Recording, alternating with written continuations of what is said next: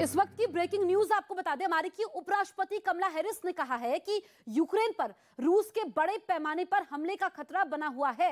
तो यूक्रेन संकट पर अमेरिका ने बयान दिया है। उपराष्ट्रपति कमला हैरिस बोली हैं कि अभी भी यूक्रेन पर हमले का खतरा बना हुआ है। मेरे सहयोगी संदीप बोल इस वक्त फोन लाइन पर मौजूद है। संदीप, रूस किसी भी कीमत पर पीछे हटने को तैयार नहीं है।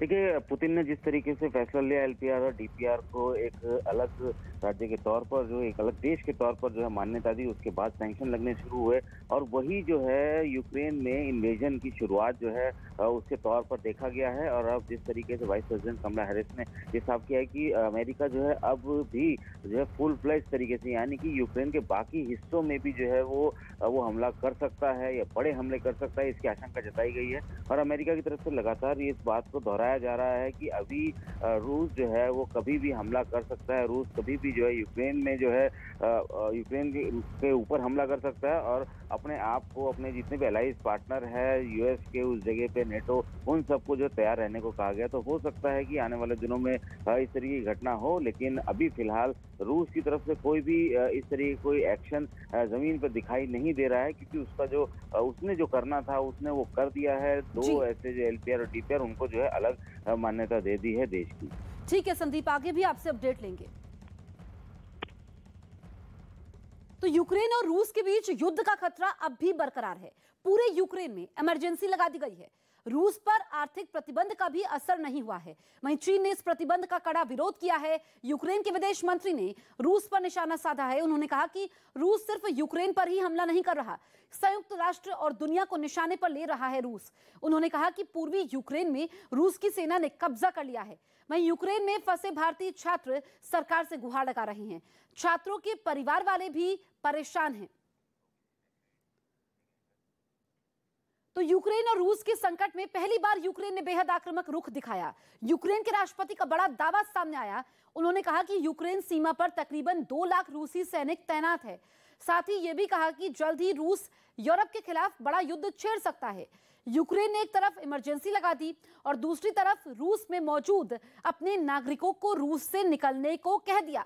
अमेरिकी उपराष्ट्रपति कमला हैरिस ने कहा कि यूक्रेन पर रूस के बड़े पैमाने पर हमले का खतरा बना हुआ है। अमेरिका, ब्रिटेन, जर्मनी, फ्रांस और जापान समेत दुनिया की कई बड़ी ताकतें आर्थिक प्रतिबंध लगा चुकी हैं, लेकिन रूस पर किसी भी तरह का दबाव काम नहीं कर रहा। अमेरिका रोज नई धमकी दे रहा है। प्रतिबंध लगाने के साथ ये दावा भी कर रहा है कि रूस को बहुत बुरे नतीजे भुगतने पड़ेंगे, लेकिन ना तो पुतिन के इरादे कमजोर पड़ रहे हैं, न ही रूस की फौज के कदम पीछे हट रहे हैं। हर तरफ से बढ़ रहे दबाव के बावजूद रूस अपने पहले से बताए गए एजेंडे पर आगे बढ़ रहा है। रूस की फौज यूक्रेन की सीमा पर डटी है और हमला करने के लिए पूरी तरह तैयार है। पुतिन को इतनी हिम्मत आखिर कहां से मिल रही है जिसके दम पर वो दुनिया की महाशक्तियों के आगे भी झुकने को तैयार नहीं? इसका जवाब है रूस की अर्थव्यवस्था, मतलब पैसे का खेल। पैसे का खेल ऐसा है कि रूस को जितनी जरूरत दुनिया की है, दुनिया को उससे ज्यादा जरूरत रूस की है। मतलब अगर रूस से रिश्ते तोड़ दिए गए तो दुनिया के कई मुल्कों में खाने के लाले पड़ जाएंगे। टेंशन का माहौल बना हुआ है इस वक्त यूक्रेन में। ये पूर्वी यूरोप का हिस्सा है और यूरोपियन यूनियन रूस से रिश्ते खत्म करने की बात कर रहा है। यूरोपियन यूनियन मतलब यूरोप के सारे देशों का संगठन। उन्होंने भी अमेरिका का साथ देने का ऐलान किया है और कहा है कि वो भी रूस पर प्रतिबंध लगा देंगे। लेकिन सच्चाई तो यह है कि यूरोप में 40% नेचुरल गैस की सप्लाई रूस से होती है। यूरोप में लोगों के लिए गैस बहुत जरूरी है, पेट्रोल से भी जरूरी। बहुत सारे उद्योग वहां पर गैस से ही चलते हैं। असल में यूरोप में ठंड बहुत पड़ती है। वहां ठंड में घरों को गर्म रखना जरूरी हो जाता है। इसके लिए जो हीटर लगते हैं वो गैस से चलते हैं। वहां गैस का इस्तेमाल बिजली से भी कई गुना ज्यादा होता है। मतलब यह कि गैस के बिना गुजारा यूरोप के देशों के लिए मुमकिन ही नहीं। ऊपर से कच्चा तेल, यूरोप में कच्चे तेल की जितनी खपत है उसका 1/4 मतलब 25% हिस्सा रूस से आता है। रूस कच्चा तेल निकालने वाले दुनिया के सबसे बड़े मुल्कों में शामिल है। और अगर रूस से कच्चा तेल या नेचुरल गैस की सप्लाई यूरोप में पहुंचनी बंद हुई तो कई मुल्कों में न तो लोगों को पेट्रोल मिलेगा, न ही नेचुरल गैस। मतलब लोगों का जीना मुश्किल हो जाएगा। यह तो बात केवल यूरोप की है, जो कच्चे तेल और गैस की जरूरतों के लिए रूस पर एक तरह से पूरी तरह निर्भर है। इसीलिए यूरोपियन यूनियन ने जब रूस पर प्रतिबंध लगाने का ऐलान किया तो कुछ बैंकों और कुछ कंपनियों का जिक्र तो किया, लेकिन यह बिल्कुल नहीं कहा कि कच्चे तेल और गैस की सप्लाई भी बंद की जाएगी। दूसरी तरफ ऐसे बहुत सारे मुल्क हैं जहां रूस पर प्रतिबंध लगते ही भुखमरी की नौबत आ सकती है। क्योंकि रूस केवल कच्चे तेल का ही उत्पादन नहीं करता, बल्कि अनाज एक्सपोर्ट करने में भी रूस काफी आगे है। दुनिया भर में जितना भी गेहूं एक्सपोर्ट होता है, उसका 25% अकेला रूस ही करता है। मिस्र और तुर्की तो पेट भरने के लिए रूस से आने वाले गेहूं पर निर्भर हैं। बहरीन, इराक, कतर, सऊदी अरब और यूएई जैसे पश्चिम एशिया के कई बड़े देशों में गेहूं रूस से पहुंचता है। अफ्रीका के भी बहुत सारे देश ऐसे हैं जिन्हें रूस से ही गेहूं मिलता है। यही वजह है कि पुतिन का गेम प्लान समझने के लिए पैसे का खेल समझना जरूरी है। अगर दुनिया ने पुतिन से रिश्ता तोड़ लिया तो इतने सारे मुल्कों में अनाज की किल्लत पैदा हो जाएगी, कीमतें आसमान छूने लगेंगी, लोगों के भूख से मरने की नौबत आ जाएगी, जिसमें रूस से ज्यादा नुकसान बाकी दुनिया का होगा। लेकिन ये तो बात हुई रूस पर निर्भर होने की, मतलब ये कि यूरोप गैस और कच्चे तेल के लिए रूस पर निर्भर है। बहुत सारे मुल्क गेहूं के लिए रूस पर निर्भर है। लेकिन पैसे का खेल तो इससे आगे है। ऐसा खेल जिसमें पुतिन को मात देना मुश्किल ही नहीं, नामुमकिन दिखने लगा, क्योंकि रूस और यूक्रेन में टेंशन बढ़नी जैसे ही शुरू हुई, कच्चा तेल महंगा होना शुरू हो गया। महंगा भी थोड़ा बहुत नहीं, 2 महीने में 1.5 गुना महंगा हो चुका है कच्चा तेल। दिसंबर में कच्चे तेल का भाव अंतर्राष्ट्रीय बाजार में करीब $68 प्रति बैरल था। कच्चे तेल को बैरल में नापा जाता है, बहुत बड़ा होता है एक बैरल। एक बैरल का मतलब 159 लीटर और $68 का मतलब मोटे तौर पर मान लीजिए 5100 रुपए। तो 5100 रुपए का बिक रहा था 159 लीटर कच्चा तेल। यह भाव था कच्चे तेल का दिसंबर में। लेकिन अब यह कीमत $98 प्रति बैरल तक पहुंच गई। रुपए में यह कीमत हो गई 7350 रुपए। जो एक बैरल पहले 5100 रुपए का था, वो महंगा होकर अब 7350 रुपए का हो गया। और ये कच्चा तेल बनाना नहीं पड़ता, ये निकाला जाता है। ये प्राकृतिक संसाधन है, जहां है वहां है। जैसे रूस में है तो उसको निकालने में जितना खर्च आता है, वो खर्च न दाम बढ़ने पर बढ़ता है न कम होता है। खर्च तो उतना ही है, लेकिन जैसे ही अंतर्राष्ट्रीय बाजार में दाम बढ़े तो कीमतें बढ़ गई और मुनाफा अपने आप बढ़ गया। अब ये समझिए कि रूस कितना तेल निकालता है। रोज का 1 करोड़ बैरल से भी ज्यादा ये रोजाना का उत्पादन। पहले एक बैरल की कीमत जब 5100 रुपए थी, तो रोज रूस को 1 करोड़ बैरल की सप्लाई करने पर मिलते थे 5100 करोड़ रुपए। अब जब कीमत बढ़ गई तो रूस को रोज उसी 1 बैरल कच्चे तेल के लिए मिलते हैं 7350 करोड़ रुपए।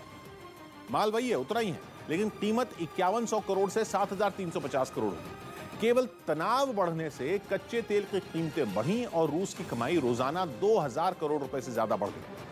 अब अगर हालात बेहतर न हुए तो कच्चा तेल और महंगा होने का अनुमान है। जितना महंगा तेल होगा, रूस की कमाई उतनी ही बढ़ेगी। अब ये 2000 करोड़ रोजाना इतनी बड़ी रकम है कि रूस को कोई झटका नहीं लग रहा, बल्कि वो रोजाना और ज्यादा अमीर हो रहा है। सेना को यूक्रेन के बॉर्डर पर तैनात करने का पूरा खर्च निकाल रहा है। जितना भी नुकसान कोरोना महामारी के दौरान अर्थव्यवस्था का हुआ होगा, उसकी भरपाई इस दौरान हो जाएगी। मतलब ये कि जिस वक्त दुनिया की महाशक्तियां रूस को प्रतिबंधों से डरा रही हैं, उस वक्त रूस की अर्थव्यवस्था को बूस्टर डोज मिल रहा है। लेकिन अमेरिका धमकी दे रहा है कि वो रूस के कच्चा तेल या नेचुरल गैस बेचने पर ही बैन लगा देगा। ऐसा प्रतिबंध अब तक नहीं लगाया गया, लेकिन अमेरिका ऐसा करने की धमकी पहले भी देता रहा। और अब अगर ऐसा होता है कि अमेरिका रूस पर नए प्रतिबंध लगाए और उसके कच्चा तेल और नेचुरल गैस बेचने पर रोक लगा दे, तो क्या होगा? ऐसा नहीं है कि रूस कच्चे तेल की सप्लाई नहीं कर पाएगा और उसकी अर्थव्यवस्था ठप हो जाएगी, बल्कि रूस के पास इसका भी इंतजाम पहले से ही है। तनाव के हालात बनने से ठीक पहले व्लादिमीर पुतिन की मुलाकात हुई थी शी जिनपिंग से। पुतिन बीजिंग पहुंचे थे विंटर ओलंपिक्स के उद्घाटन के मौके पर। उसी वक्त चीन और रूस के बीच कच्चे तेल पर एक बहुत बड़ी डील हुई थी। ऐसी डील जिस पर लोगों का उस वक्त ध्यान तक नहीं गया, लेकिन अब लोगों को ऐसा लग रहा है कि पुतिन तो बाइडेन की हर चाल के लिए पहले से तैयार थे, क्योंकि रूस और चीन के बीच हुई डील कच्चे तेल की खरीद से जुड़ी थी। इस डील की बहुत ज्यादा जानकारी न तो रूस ने दुनिया को बताई और न ही चीन ने, लेकिन इतना तय है, अगर हालात बिगड़े और रूस को कच्चा तेल बेचने में परेशानी हुई तो चीन उसके साथ खड़ा होगा। अमेरिका के किसी भी प्रतिबंध की परवाह किए बिना चीन रूस के साथ खड़ा दिखाई दे सकता है। चीन के रिश्ते अमेरिका के साथ पहले से बिगड़े हुए हैं। दोनों के बीच ट्रेड वॉर कई साल से चल रही है। उसका नतीजा यह हो सकता है कि चीन इस मुसीबत के वक्त रूस के साथ खड़ा हो जाए। वैसे जिस तरह के हालात बन रहे हैं, अगर जंग छिड़ गई तो पूरी दुनिया महाशक्तियों की इस लड़ाई में 2 धड़ों में बटी दिखाई देगी और उस वक्त अमेरिका के जितने भी दुश्मन हैं वो सब रूस के साथ खड़े दिखाई दे सकते हैं। फिर चाहे उनमें चीन हो, उत्तर कोरिया हो या फिर ईरान हो, ये सभी मुल्क रूस के साथ खड़े दिखाई देंगे। मतलब यह कि अमेरिका के प्रतिबंधों से या दुनिया की किसी भी महाशक्ति का लगाया हुआ आर्थिक प्रतिबंध रूस की सेहत पर ज्यादा असर नहीं डाल पाएगा। यही बात व्लादिमीर पुतिन ने अपने एक बयान में भी कही थी कि रूस किसी प्रतिबंध के आगे नहीं झुकेगा, लेकिन अगर तनाव यूं ही बढ़ता रहा तो उन देशों को तकलीफ होनी शुरू हो जाएगी जो कच्चा तेल इंपोर्ट करते हैं, क्योंकि महंगे तेल का असर पूरी दुनिया की अर्थव्यवस्था पर होगा। कोरोना महामारी की मार से उबरने की कोशिश कर रहे देशों को नया झटका लग जाएगा। पूरी दुनिया में महंगाई बढ़ जाएगी। मतलब यह कि जितना असर प्रतिबंध लगने का रूस पर नहीं होगा, उससे कहीं ज्यादा आर्थिक मार बाकी दुनिया महसूस करेगी। इसीलिए ऐसे हालात में अमेरिका पर भी झुकने का दबाव बढ़ेगा। यूक्रेन से भारत लौटे छात्रों के चेहरे पर मुस्कान नजर आई। छात्रों का कहना है कि अभी भी बहुत ही छात्र वहां पर रह रहे हैं, उन्हें जल्द से जल्द वापस लाने की मांग कर रहे हैं। यूक्रेन में भारतीय छात्र सुरक्षित हैं, लेकिन कल क्या होगा इसका किसी को अंदाजा नहीं है। मतलब कैसा ये सफर जाहिर तौर पर बड़े मुश्किल रहा होगा। सफर मुश्किल नहीं था। सफर मुश्किल नहीं था। गवर्नमेंट ने पूरी हेल्प करी और मैं यही चाहूंगा कि इवैक्यूएशन जल्दी से हो जाए बाकी छात्रों का। बस लेकिन एक बात जो हो रही थी कि मतलब वहाँ पर बहुत सारे बच्चे फंसे हैं, तो आप बच्चों के संपर्क में थे क्या? मैं सबके संपर्क में नहीं था, मैं अपनी यूनिवर्सिटी में। Thank you. सब सुरक्षित है? हाँ, सब सुरक्षित है सर। उत्तर प्रदेश के हरदोई में चुनाव प्रचार के दौरान प्रियंका गांधी के सामने बीजेपी समर्थकों में जय श्री राम के नारे लगाए। वो एक दिन पहले वहां एक रैली के लिए पहुंची थी और जब उनका काफिला रोड शो करते हुए जनसभा के लिए तय जगह की ओर निकला तो रास्ते में उनका सामना योगी आदित्यनाथ की रैली से लौट रहे बीजेपी समर्थकों से हो गया, जिन्हें देखकर अपनी गाड़ी की छत पर बैठी प्रियंका ने दोनों हाथ जोड़कर उनका अभिवादन किया। इस दौरान बीजेपी समर्थकों ने जय श्री राम के नारे लगाने शुरू कर दिए। इस सब के बीच वहां मौजूद कुछ लोगों में उनके साथ सेल्फी लेने की होड़ मच गई। प्रियंका ने भी उन्हें मायूस नहीं किया और उनसे हाथ मिलाया, और जब वो गाड़ी के अंदर बैठ गईं, तो कुछ लोग उनकी गाड़ी की खिड़की के पास आ गए, जिन्हें प्रियंका ने कांग्रेस के प्रचार वाले पर्चे बांटने शुरू कर दिए। तुम्हें भी चाहिए ब्रेसलेट चाहिए। प्रियंका गांधी का यही अंदाज कुछ दिनों पहले बुलंदशहर में भी दिखा था। वहां प्रचार के दौरान उनका सामना अखिलेश यादव से हो गया था, जिन्हें देखते ही वो रुक गई थी और उन्होंने अखिलेश की तरफ हाथ हिलाया था, जिनके साथ आरएलडी नेता जयंत चौधरी भी थे। उन दोनों ने भी हाथ जोड़कर प्रियंका का अभिवादन किया था। फरीदाबाद से एक छात्र के परिजनों ने सरकार से रेस्क्यू करने की गुहार लगाई है। फरीदाबाद के विनायक चौधरी के परिवार को अपने बेटे की सुरक्षा की चिंता है। उनका बेटा यूक्रेन के लबीब शहर में एमबीबीएस की पढ़ाई कर रहा है। तो मेरी सरकार से दरखास्त है, हाथ जोड़कर विनम्र प्रार्थना है कि मेरा एक ही बेटा है, लबीब से उसको जल्दी से जल्दी सुरक्षित भारत लाने की कृपा करें। मेरा कहना ये है सरकार से कि जो स्टूडेंट्स यूक्रेन में फंसे हुए हैं वही इंडिया का फ्यूचर है, चाहे वो इंडिया से रिप्रेजेंट हो या किसी भी कंट्री से रिप्रेजेंट हो, पर वो रिप्रेजेंट हमेशा इंडिया को ही करते हैं। इसीलिए मेरी गवर्नमेंट से दरख्वास्त है कि वो जितने भी स्टूडेंट्स यूक्रेन में फंसे हुए हैं उन्हें जल्द से जल्द हमें उनके परिवारों के पास उन्हें वापस भेज दें। लद्दाख में -30 डिग्री सेल्सियस तापमान में आईटीबीपी के कमांडेंट ने 1 मिनट के अंदर 60 से ज्यादा पुशअप्स लगाए, जिसका एक वीडियो आईटीबीपी ने इंटरनेट पर जारी किया, जिसमें करीब 17,500 फीट की ऊंचाई पर आईटीबीपी के 55 साल के कमांडेंट रतन सिंह सोनल पुशअप्स करते दिखाई दिए। वहां चारों ओर जमी बर्फ और कड़ाके की ठंड भी उनके जोश में खलल नहीं डाल पाई, और जब जाड़े से जमी जगह पर उन्होंने पुशअप्स लगाने शुरू किए तो उनके जोश की गर्मी में बर्फ भी जैसे पिघल गई, क्योंकि 1, 2, 3 की गिनती से शुरू हुए उनके पुशअप्स देखते ही देखते कब 1 मिनट के अंदर 60 की गिनती के पार पहुंच गए पता ही नहीं चला। हालांकि -30 डिग्री सेल्सियस तापमान और बर्फ की मोटी चादर पर उनके लिए पुशअप्स लगाना आसान नहीं था, लेकिन उन्होंने अपने जज्बे से इसे कर दिखाया, जिसके लिए उन्होंने पहले अपने पंजों को मजबूती के साथ बर्फ में फंसाया और फिर खून जमा देने वाली ठंड में 1 मिनट के अंदर 60 से ज्यादा पुशअप्स लगाकर सबको हैरान कर दिया। आईटीबीपी ने भी उनके इस जज्बे को सलाम किया और अपने आधिकारिक ट्विटर हैंडल पर इसका वीडियो साझा किया। नीरव मोदी और विजय माल्या से वसूली गई रकम की जानकारी सुप्रीम कोर्ट को दी गई। केंद्र सरकार ने सुप्रीम कोर्ट को मनी लॉन्ड्रिंग कानून से जुड़ी कुछ जानकारी दी। केंद्र ने बताया कि इसी कानून के तहत 18,000 करोड़ रुपए वापस आए। ये रकम नीरव मोदी, विजय माल्या और मेहुल चोकसी से वसूली गई। असल में सुप्रीम कोर्ट में इस मनी लॉन्ड्रिंग कानून के कुछ प्रावधानों को चुनौती दी गई थी। इसी मामले की सुनवाई के दौरान सरकार ने कोर्ट को ये जानकारी दी।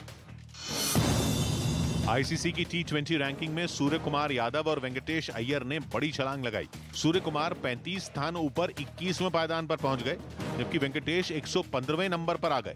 इन दोनों खिलाड़ियों ने हाल ही में वेस्टइंडीज के खिलाफ शानदार प्रदर्शन किया था। 3 और रफाल लड़ाकू विमान भारत पहुंच गए, यानी फ्रांस अब तक 36 में 35 लड़ाकू विमान भारतीय वायुसेना को सौंप चुका है। अहमदाबाद में 11 मार्च से आरएसएस की बैठक शुरू होगी, जो 3 दिन तक चलेगी। इसमें आरएसएस की तरफ से किए गए कामों की समीक्षा होगी। कहा जा रहा है कि इसी बैठक में आरएसएस की शाखाएं जल्द देश भर में दुगनी करने का भी लक्ष्य रखा जाएगा। दिल्ली के वजीराबाद इलाके में पुलिस और बदमाशों के बीच एक मुठभेड़ हुई। इसके बाद पुलिस ने 4 बदमाशों को गिरफ्तार कर लिया। उत्तर प्रदेश के सोनभद्र जिले की रॉबर्ट्सगंज विधानसभा सीट से बीजेपी विधायक भूपेश चौबे ने एक जनसभा में उठक बैठक कर लोगों से माफी मांगी। बीजेपी ने इस बार भी उन्हें इसी सीट से अपना उम्मीदवार बनाया है, जिसके लिए वो पार्टी की तरफ से आयोजित एक सम्मेलन में पहुंचे, लेकिन वहां मौजूद बीजेपी के ही कुछ कार्यकर्ताओं ने उनसे नाराजगी जताई, जिन्हें मनाने के लिए विधायक भूपेश चौबे ने अपने कान पकड़कर सबके सामने उठक बैठक की।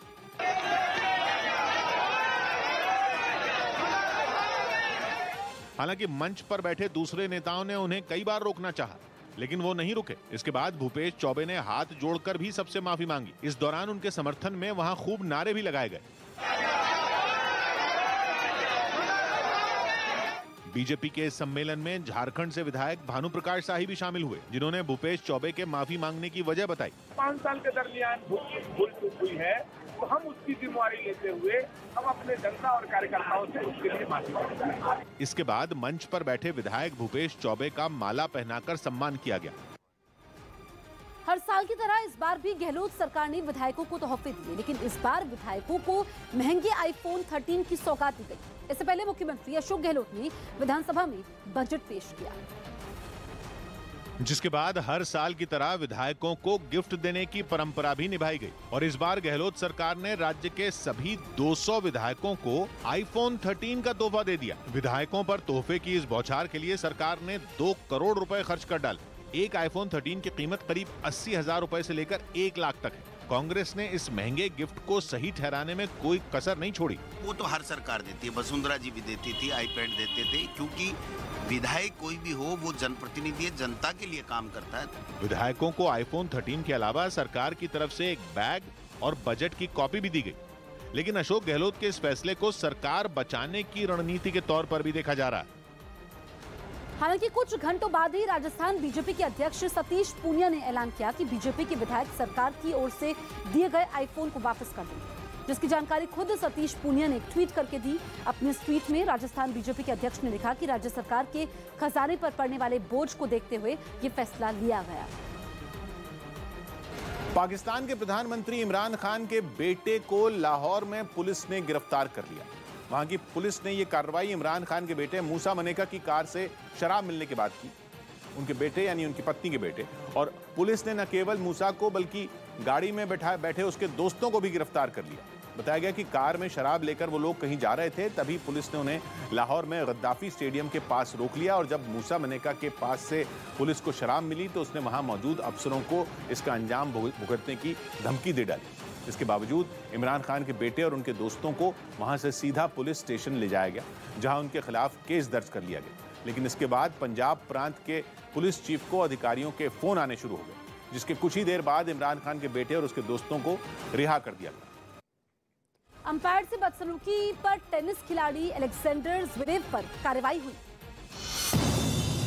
जर्मनी के अलेक्जेंडर ज़्वेरेव को मैक्सिकन ओपन टेनिस टूर्नामेंट से बाहर कर दिया गया।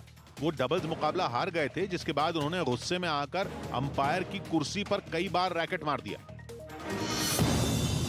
जम्मू कश्मीर में भारी बर्फबारी की वजह से कई उड़ानें रद्द करनी पड़ी। हालांकि यात्रियों को बिना किसी कटौती के उनका पूरा पैसा वापस कर दिया जाएगा।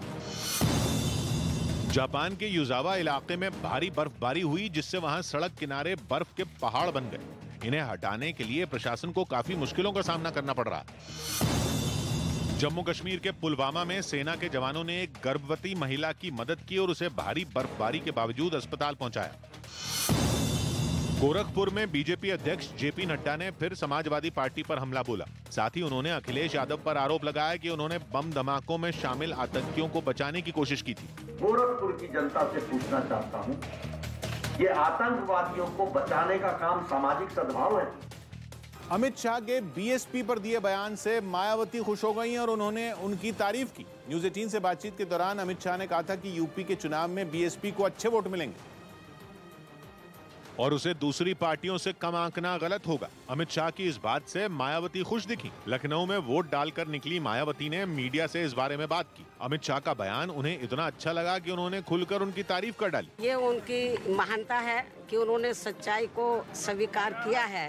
न्यूज़ 18 को दिए इंटरव्यू में अमित शाह ने माना था कि यूपी चुनाव में बीएसपी की ताकत दिखाई देगी और उसे मुस्लिम समुदाय का भी वोट मिलेगा। बीएसपी की रिलेवेंसी खत्म हुई है, वो बात ठीक है।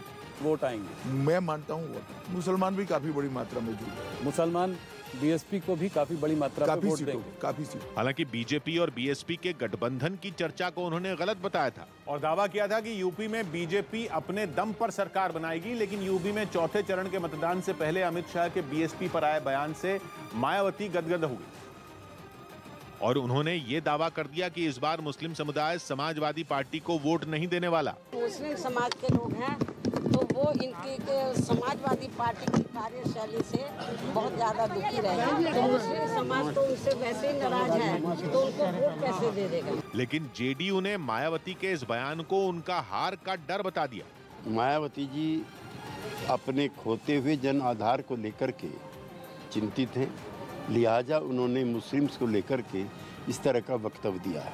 जेडीयू बिहार में भले ही बीजेपी के साथ सरकार चला रही है, लेकिन यूपी की 51 सीटों पर वो उसके खिलाफ मैदान में है। यूपी में बीएसपी के प्रदर्शन पर भी दोनों पार्टियों की राय अलग अलग दिखी।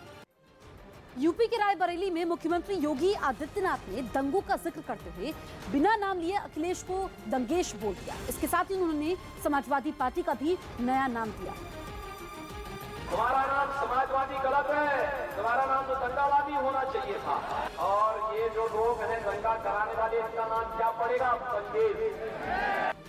यूपी में विधानसभा चुनाव के बीच गाजीपुर प्रशासन ने बाहुबली विधायक मुख्तार अंसारी की एक और अवैध संपत्ति को जब्त कर लिया। कुछ दिन पहले जिले के महुआ बाग में मुख्तार अंसारी के एक होटल को ध्वस्त किया गया था और वहीं पर प्रशासन ने उनकी पत्नी के नाम पर खरीदे गए एक अवैध प्लॉट पर कार्रवाई की, जिसके लिए प्रशासन की एक टीम कुछ पुलिस वालों के साथ सुबह के वक्त महुआ बाग इलाके में पहुंची और डीएम के आदेश पर मुख्तार अंसारी की पत्नी अफशा अंसारी की अवैध संपत्ति को कुर्क कर लिया। इससे पहले प्रशासन ने उस इलाके में बाकायदा मुनादी भी करवाई।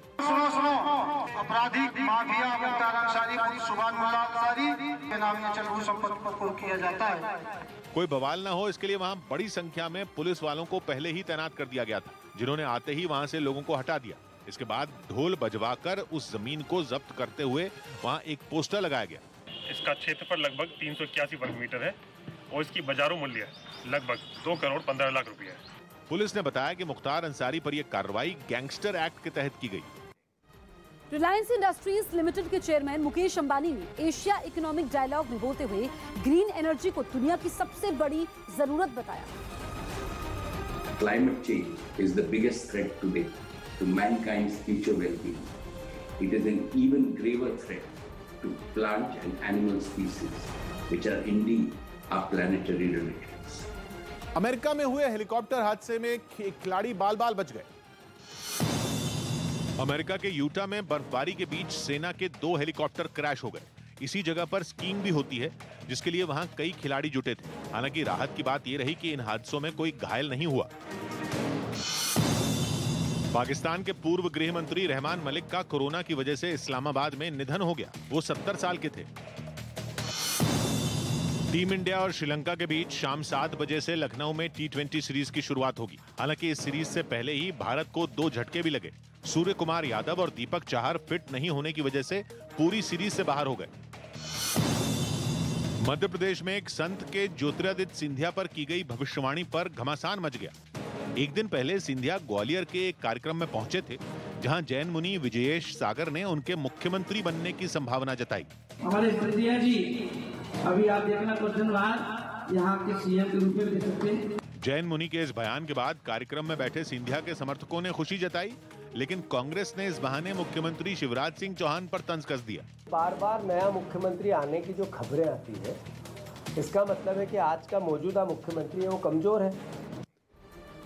झारखंड के गिरिडीह में किसान मंच नाम के संगठन के कुछ कार्यकर्ताओं की पुलिस से झड़प हो गई। आरोप है कि इलाके में धारा 144 लागू होने के बावजूद ये लोग जुलूस की शक्ल में कलेक्ट्रेट जाने पर अड़ गए और जब पुलिस वालों ने उन्हें रोका तो वो लोग उनसे भिड़ गए। यही नहीं, कुछ प्रदर्शनकारियों ने तो वहां तैनात पुलिस वालों को धक्का देकर आगे बढ़ने की भी कोशिश की।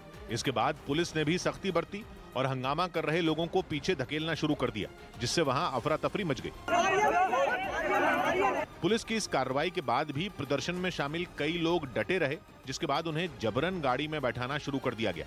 इससे पहले उन्हें समझाया भी गया कि इलाके में जुलूस निकालने पर पाबंदी लगी है। अभी नहीं, अभी 144 लगा हुआ है, बाद में आना। धारा 144 के उल्लंघन के आरोप में पुलिस ने कई लोगों को हिरासत में लिया, जिन्हें बाद में थाने से छोड़ दिया गया। बिहार में शराबबंदी को सख्ती से लागू करने के लिए नीतीश सरकार ने ड्रोन के बाद हेलीकॉप्टर से भी निगरानी शुरू कर दी।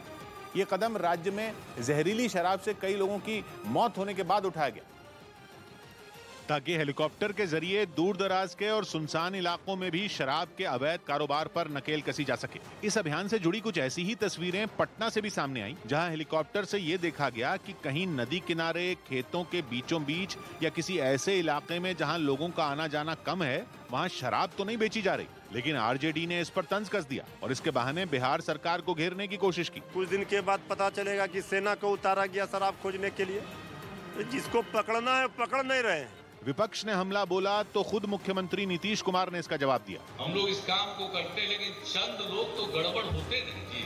हेलीकॉप्टर के साथ शराब के अवैध कारोबार का पता लगाने के लिए ड्रोन का इस्तेमाल भी जारी है। मनी लॉन्ड्रिंग केस में गिरफ्तार महाराष्ट्र सरकार के मंत्री और एनसीपी नेता नवाब मलिक को 3 मार्च तक ईडी की हिरासत में भेज दिया गया। इस मामले में ईडी ने मुंबई में करीब 8 घंटे पूछताछ के बाद उन्हें पीएमएलए कोर्ट में पेश किया, जहां से नवाब मलिक को ईडी की हिरासत में भेज दिया गया। हिरासत मिलने के बाद ईडी जब उन्हें लेकर कोर्ट से जाने लगी तो मीडिया ने उनसे सवाल पूछने की कोशिश की, लेकिन एनसीपी नेता ने कोई जवाब नहीं दिया और उन्होंने सिर्फ मुस्कुराते हुए अपना हाथ हिलाया। मगर वो एक ट्वीट के जरिए विरोधियों पर हमला बोलने से नहीं चूके। ये ट्वीट उनकी तरफ से ईडी की हिरासत में भेजे जाने के बाद किया गया। कोर्ट में ईडी की ओर से नवाब मलिक पर दाऊद इब्राहिम से कनेक्शन का जो आरोप लगाया गया, उसे उनके वकील ने बेबुनियाद बताया। नवाब मलिक साहब का सीधे तरीके से किसी भी रूप में हसीना पारकर या दाऊद कंपनी के साथ में कोई कनेक्शन नहीं है। इस एक गिरफ्तारी ने महाराष्ट्र की राजनीति में सियासी भूचाल ला दिया और मौके की ताक में बैठी बीजेपी ने नवाब मलिक की गिरफ्तारी के बहाने महाराष्ट्र सरकार पर हमला बोला।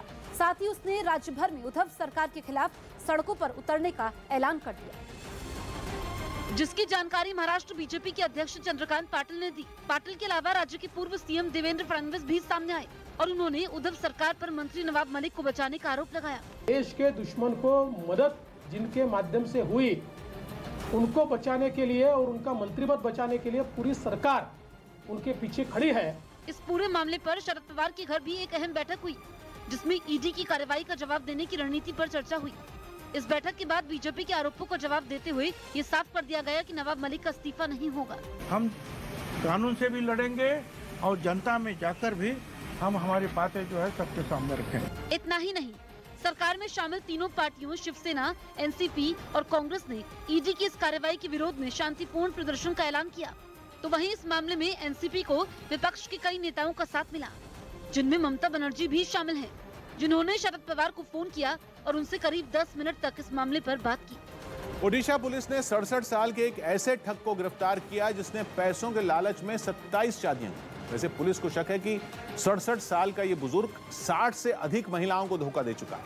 पुलिस की जांच में इस ठग के बारे में एक से बढ़कर एक चौंकाने वाली बातें पता चली, जिन्हें सुनकर किसी का भी दिमाग चकरा जाए। सबसे हैरान करने वाली बात तो ये कि 67 साल के इस शख्स पर पैसों के लिए 1-2 नहीं बल्कि 27 शादियां करने का आरोप है। भुवनेश्वर के डीसीपी ने इस ठग की गिरफ्तारी की जानकारी ट्वीट करके दी, जिनमें उसकी फोटो और अखबारों की वो कटिंग दिखी जिनमें इस ठग के कई कारनामों का कच्चा चिट्ठा छपा था। पुलिस का कहना है कि बिभू प्रकाश नाम का यह आदमी अगले हफ्ते 2 और शादियां करने वाला था। मतलब ये कि उसकी शादियों का नंबर 27 से बढ़कर 29 होने ही वाला था कि पुलिस ने इस लुटेरे दूल्हे को धर दबोचा। पुलिस ने बताया कि शादी करने के लिए बिभू कभी डॉक्टर, कभी सरकारी अफसर बन जाता था। मेडिकल लैब में असिस्टेंट रह चुके आम से दिखने वाले इस शख्स ने जिन महिलाओं को चूना लगाया उनमें केरल लोक सेवा आयोग और आईटीबीपी की अफसर समेत सुप्रीम कोर्ट की वकील और दिल्ली की टीचर शामिल हैं। इसके अलावा भी उसने सरकारी नौकरी करने वाली कई महिलाओं को फंसाया और शादी के कुछ दिन बाद पैसे और गहने लेकर भाग गया। एक और दिलचस्प बात जो इसके बारे में पता चली वो ये कि बिभू अपने फोन में शिकार बनाई जाने वाली महिलाओं के नंबर पत्नी 1, पत्नी 2, टीचर पत्नी और होने वाली पत्नी जैसे नामों से सेव करता था। बिभू प्रकाश की पहली शादी 1978 में हुई थी। जांच में पता चला कि पहली पत्नी से अनबन होने के बाद वो भुवनेश्वर में अकेले रहने लगा, जिसके बाद उसने एक के बाद एक कई शादियां की।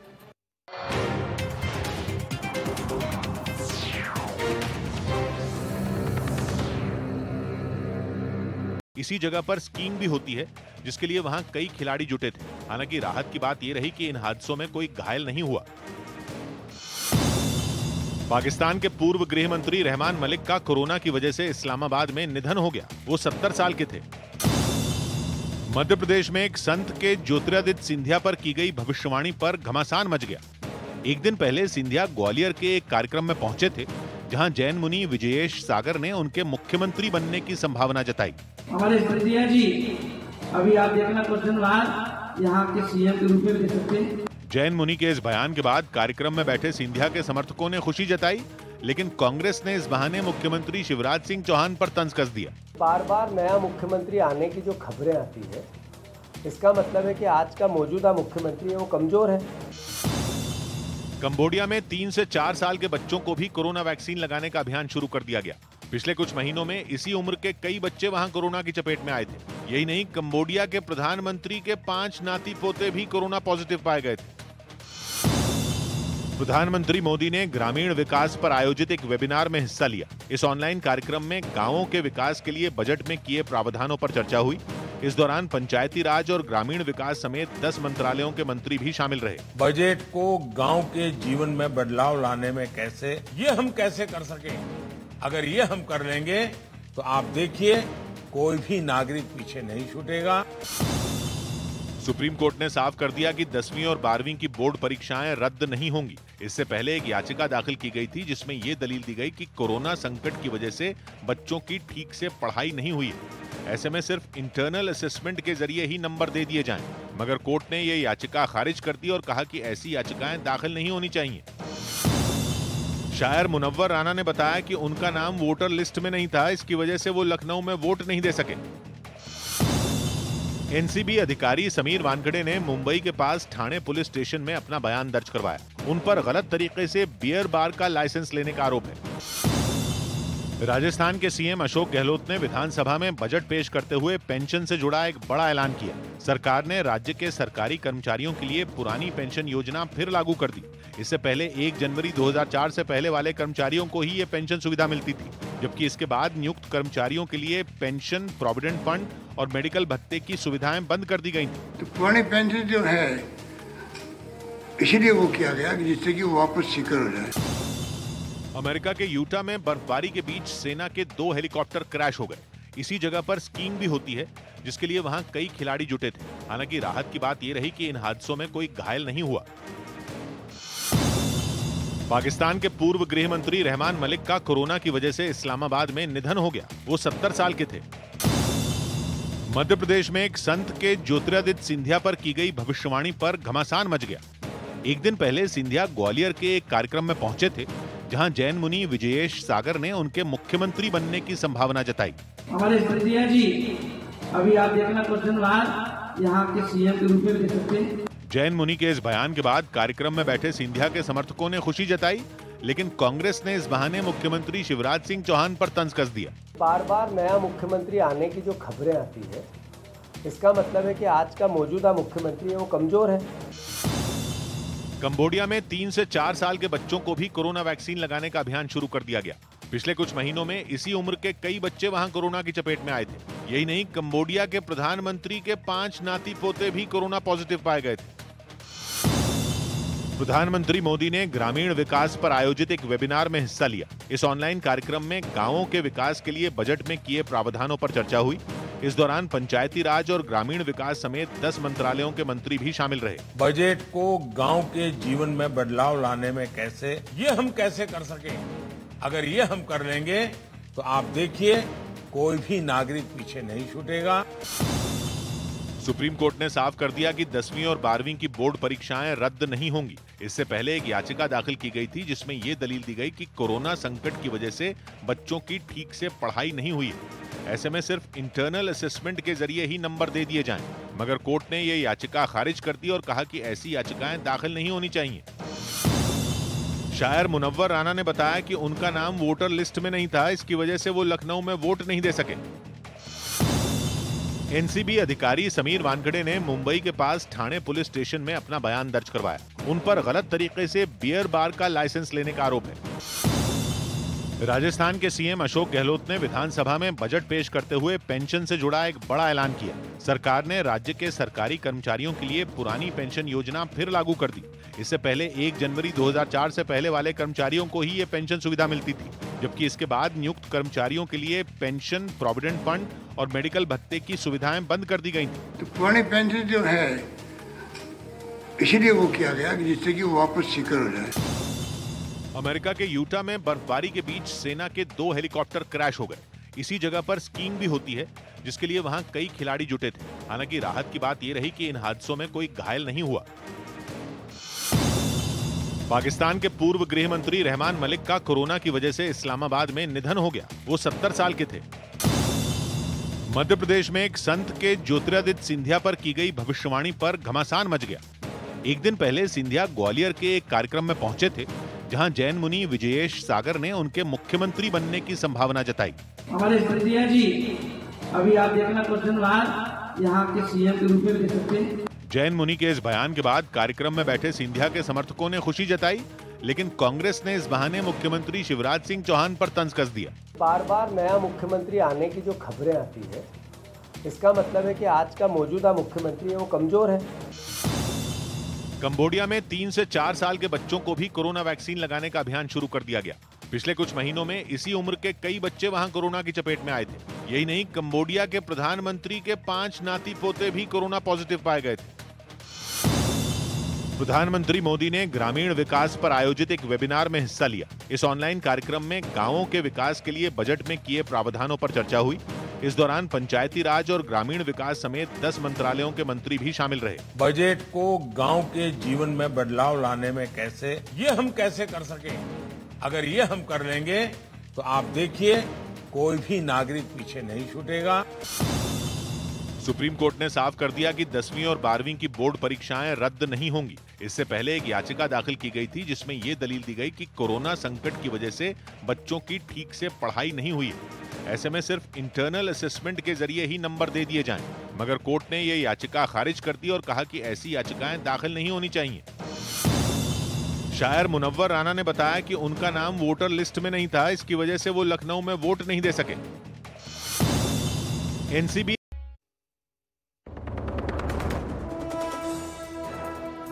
ईडी की कस्टडी में नवाब मलिक 3 मार्च तक रहेंगे ईडी की कस्टडी में।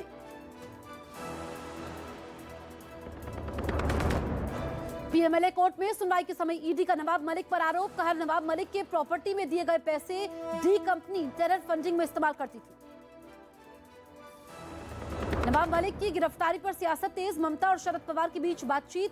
नवाब मलिक के दाऊद से संबंधों पर बीजेपी हमलावर। नवाब मलिक इस्तीफे की मांग करते हुए बीजेपी का आज पूरे महाराष्ट्र में विरोध प्रदर्शन। आज भी यूपी में प्रचंड प्रचार। पीएम मोदी की अमेठी और प्रयागराज में रैली। योगी आदित्यनाथ, अमित शाह और राजनाथ सिंह भी करेंगे प्रचार। पंजाब के मोगा में लड़की का सरेआम अपहरण, सीसीटीवी में कैद हुई वारदात।